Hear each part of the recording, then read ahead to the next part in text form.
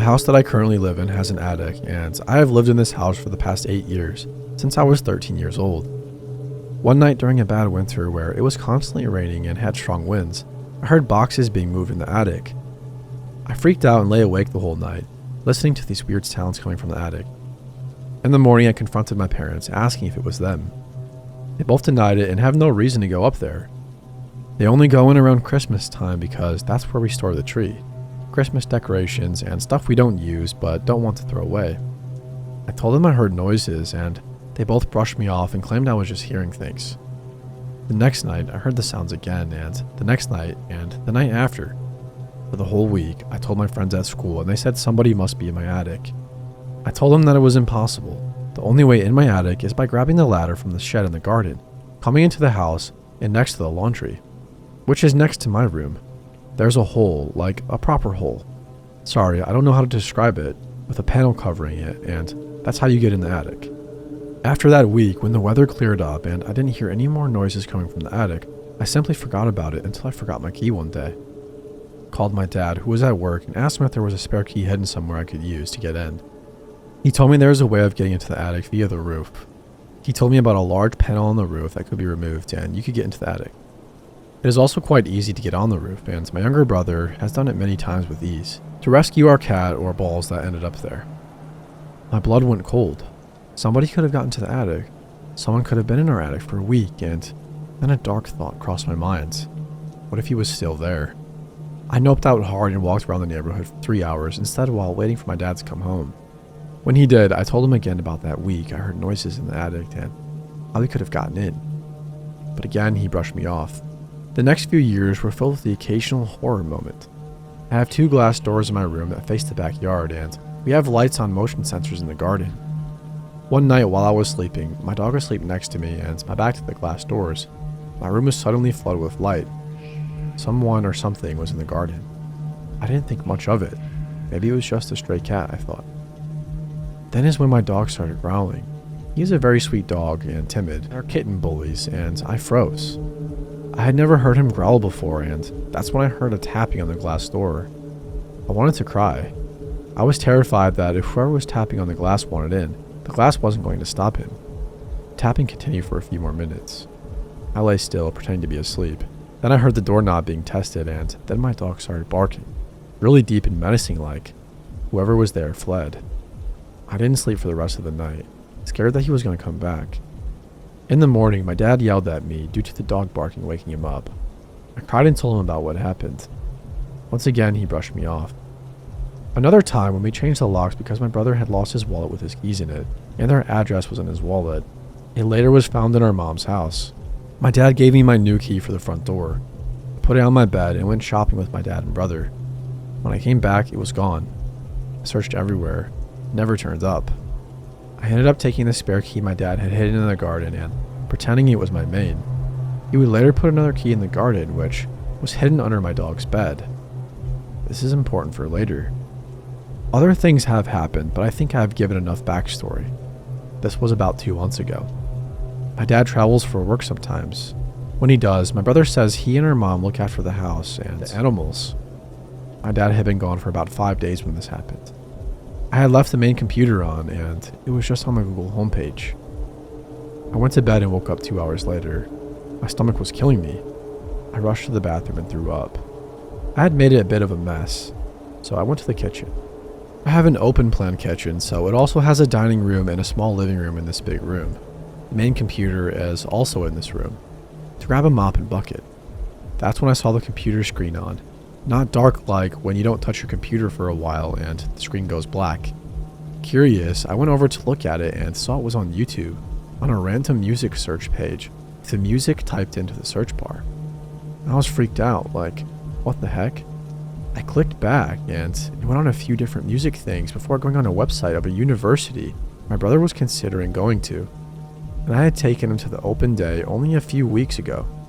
Then I clicked back again, and it went on my email. I leave it logged in, and then it went to my university homepage.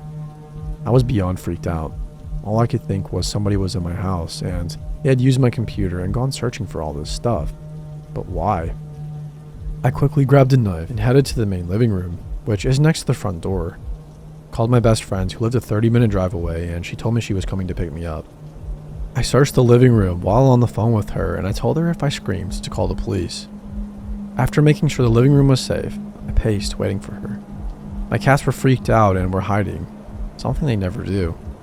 When she arrived, we searched my house. I violently kicked doors open and yelled that if somebody was in the house, I would stab them. There was no one inside the house. I was still freaked out, and my best friend told me I was spending the night with her at her house. I felt bad leaving my animals, but I couldn't bring them due to her having dogs that didn't like cats and could be aggressive with my dog at times. As we were leaving, a thought hit me. What if the person was in the attic? My best friend told me no way we were searching the attic and grabbed me. I didn't call the police, and my dad arrived home the next day. I told him what had happened last night, and he had laughed at me and once again brushed me off. I do believe there is, or at least was, someone living in my attic. I'm very scared to be left home alone overnight, and I'll update if anything else happens, and I do plan on moving out next year.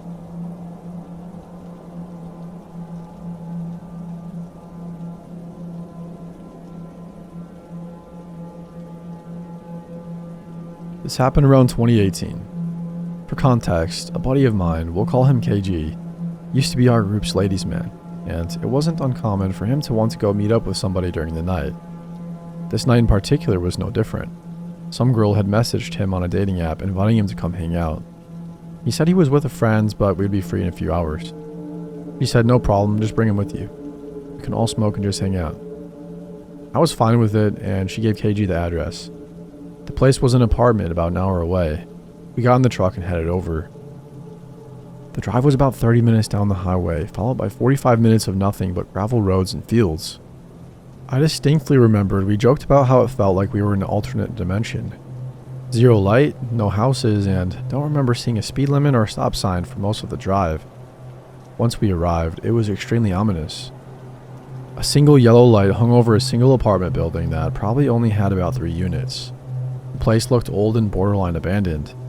The girl, who I'll call M, was standing out there waiting for us.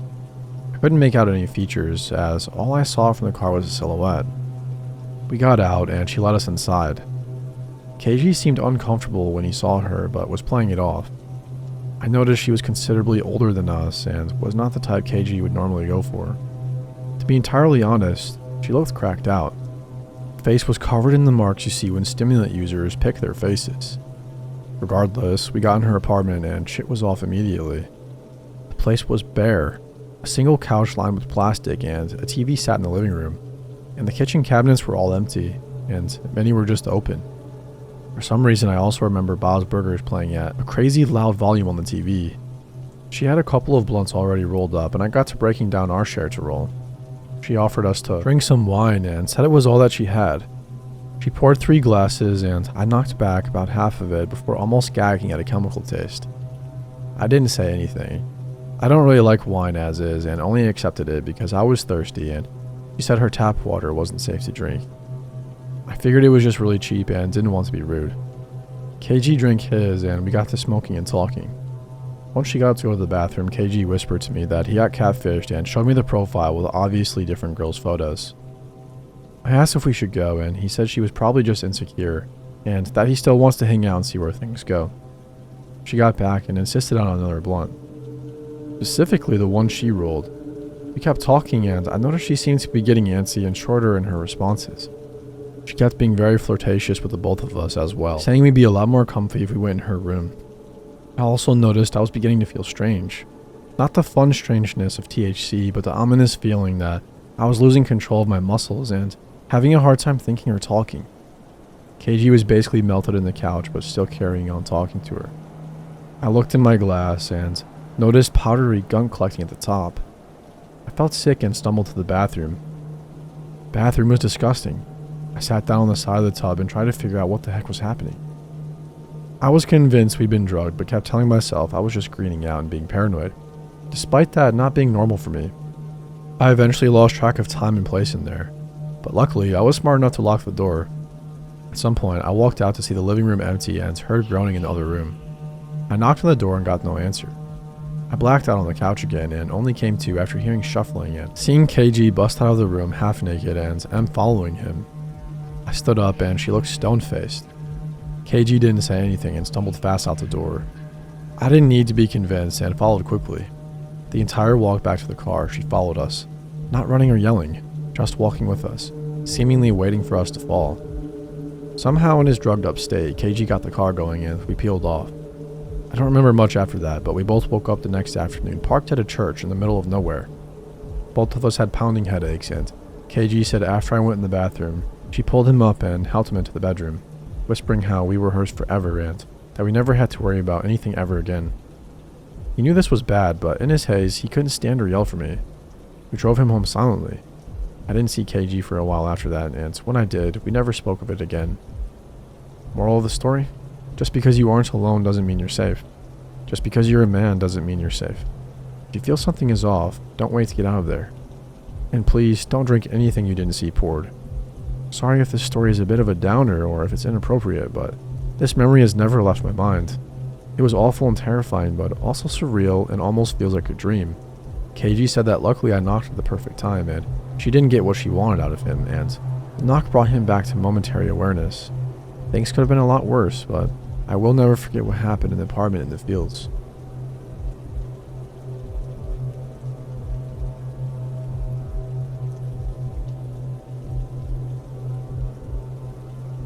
This story happened when I was a junior in high school.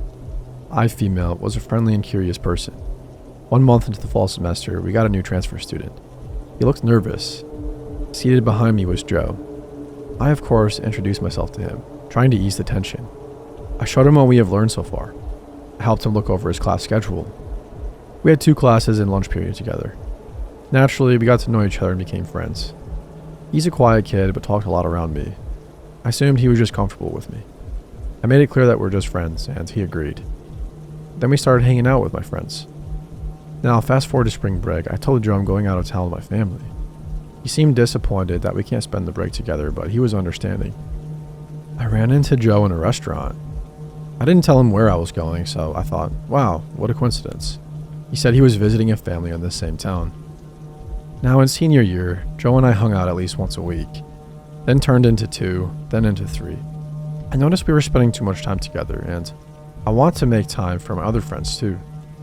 That's when things started to change. I ran into Joe, or should I say I saw him in the corner of my eye when I spent time with someone else or by myself. He became very obsessive and clingy. The first 2 to 3 times I didn't think much of it. It all became clear when I questioned him and he accidentally said he followed me because he wants to make sure I'm safe. I felt betrayed and creeped out. He apologized and asked for forgiveness, and I told him I didn't want to be friends anymore. He got really mad and left. He didn't come to school for the next 3 days. My friends told me he harassed them for snitching on him. He came back to school and we pretended that we didn't know each other. On my walk home, I hear Joe calling my name in a low and unfamiliar tone, but he is nowhere to be seen. I didn't know why, but my gut told me to run as fast as I could. I kept running until I got home. I made sure every door and window was locked. I'm convinced I was being paranoid at this point.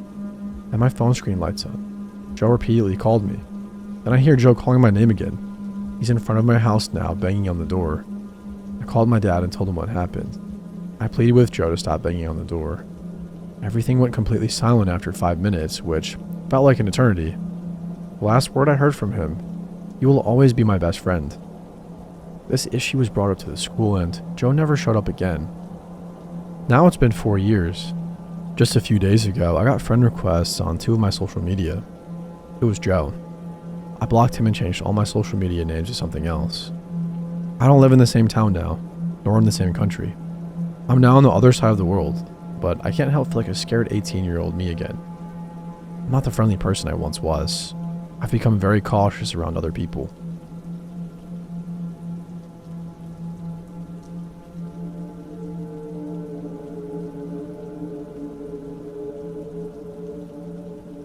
Ever since I was 14 years old, I've been scared of lightning.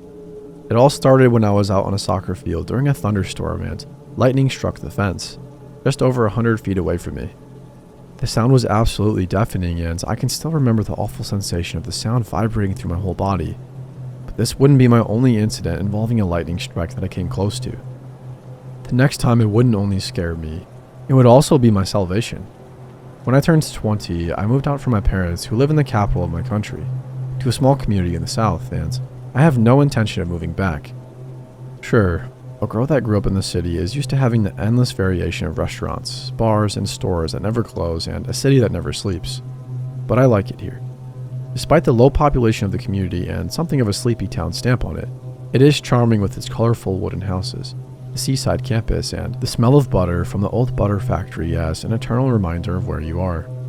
I can practically go out whenever I want, wherever I want, and meet a total of 10 people. The neighborhood cats, and if I'm lucky, a cute but lost hedgehog. There is one more reason why I appreciate living in a small town. It is how incredibly safe I feel here. In the city, you can barely be outside alone as a woman after 10 p.m. without feeling such discomfort that you feel compelled to check behind you once or twice every minute. All such discomfort, however, doesn't only happen after said time or during the darkest hours of the day. It can happen at any time, but that is something you learn, something I had to learn. I was 17 and it was the summer holidays. I was spending most of it at my then boyfriend's house, and he lived with his family about 20 minutes outside of the city. I lived with my parents at the time in the city center, just along the green subway line, so if I wanted to get back home, I had to take the commuter train to the central station, walk across it, switch to the green subway line, and ride a few minutes on there to get to my station. I was then on one of my rebellious periods and had bleached my hair a month before. I loved it at first, but after a while my roots started to show and I realized my mistake. My angel of a mother had been tired of my fuss over it and booked me at a hairdresser so that I could go back to my natural deep brown hair color. The day for my appointment at the hairdresser came, and I was, as usual, at my boyfriend's, but I needed something from my parents' apartment first, so I put on my headphones and jumped on the commuter train. I switched as usual to the green line and sat near one of the doors that I knew would line up perfectly to where I would get off. I like to crowd watch when I travel. Not to stare people out or anything like that, but just to look at people and think about where they are going, what they do for work, or maybe make up a story about them. It's kind of a game I often find myself playing on the subway or a commuter train. I played the game that day. I looked around at people, and when there was one station left until my stop, my eyes stuck to a man who was sitting a few feet in front of me. He was tall, perhaps in his mid-30s. His hair was dark and scruffy, and he was wearing dark clothes and big boots. He sat with his elbows leaning against his knees, crouching slightly down towards the subway floor. Today, I don't remember what my analysis or fictional story of him was, but I know I saw him.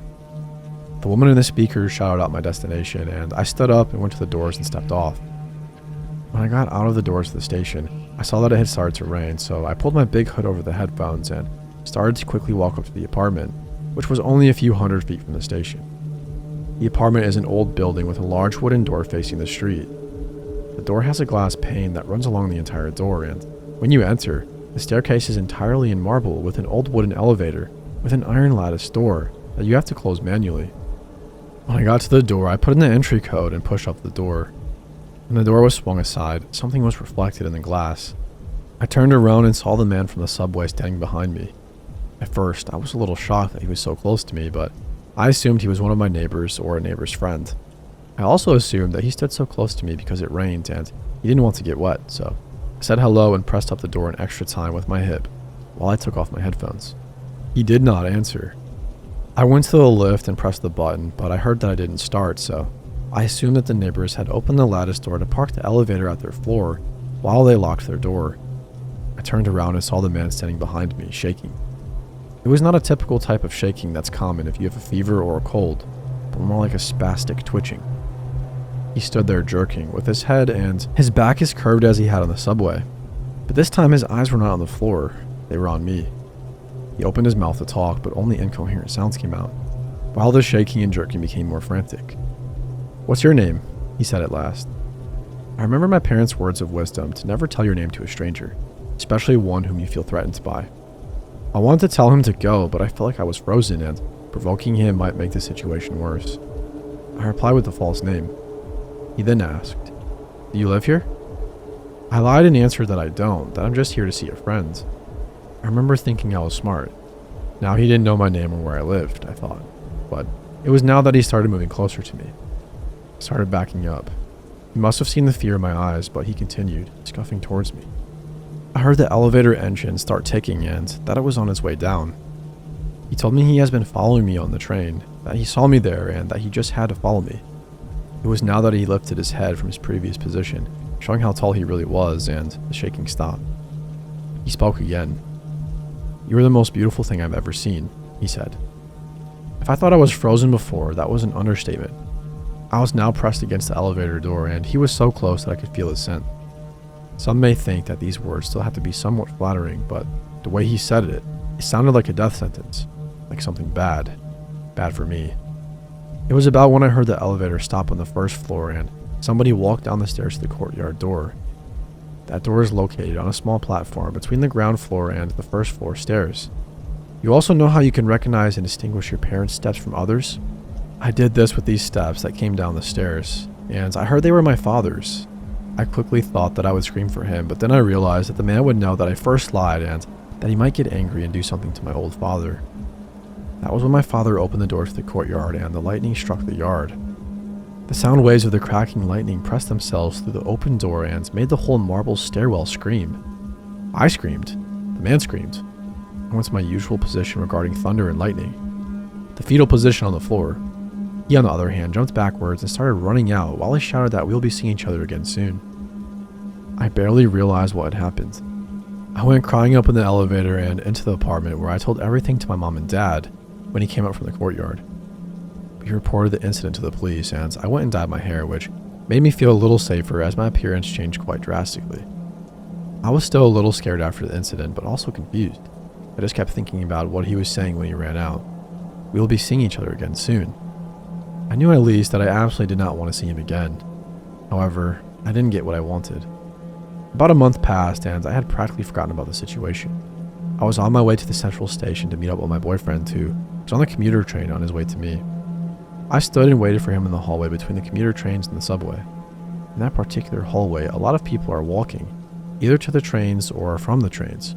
Very few people are standing still in it. As I said, I stood there, looking down the hallway from time to time, trying to see if my boyfriend had come yet. When I saw somebody else standing still, there was someone standing on the other side of the crowd, and although everyone else goes in different directions and creates a kind of blurred effect on him, I see who it is. I freeze just like before. He stares at me, not like our first meeting, but as if he is trying to make up his mind if I am who he thinks I am, behind the dark hair. Then my boyfriend comes from the crowd and hugs me, and I had to look away from the man a few seconds to hug him back. I leaned my head against his shoulder and looked over it to see if the man was still there, but he was gone. I haven't seen him since. Has he seen me, though?